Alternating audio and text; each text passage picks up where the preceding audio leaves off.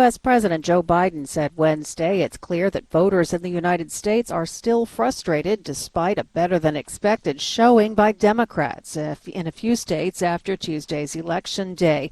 Biden ticked off some good news. The pandemic no longer controls American lives.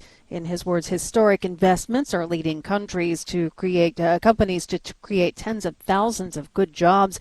Unemployment is down, and Biden said all this has happened while the government is lowering the federal deficit. Of the final vote results, while many races are still being tallied, Biden called it a moving target right now. There will be a runoff. We can look at the outstanding vote totals, and neither one would be over 50%.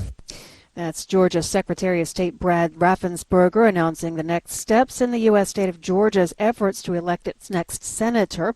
Neither Democratic Senator Raphael Warnock nor Republican challenger Herschel Walker got enough votes for a general election majority required under state law. The two candidates will now meet again in a vote on December 6th. AP's Meg Kennard says the outcome of that race could have much larger implications. With 4 weeks to go until we have a winner in the Georgia Senate contest, we may not know until then which party will be in control of the United States Senate.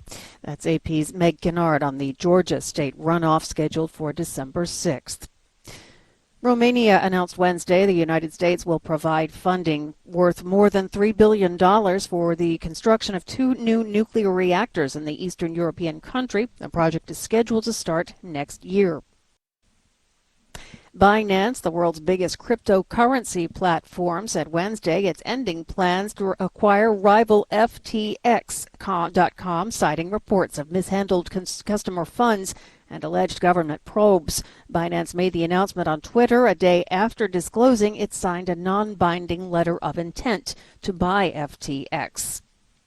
American basketball star Brittany Griner has been sent to a penal colony in Russia to serve her sentence for drug possession. This, according to her legal team on Wednesday. A Russian court rejected an appeal of her 9-year sentence last month.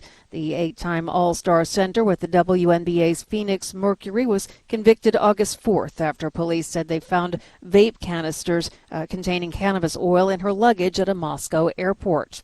Griner's legal team said she left a detention center on November 4th for a penal colony. That's a common type of Russian prison where detainees work for minimal pay. Her lawyer said Wednesday they didn't know exactly where she was, but they expect to be notified when she reaches her final destination.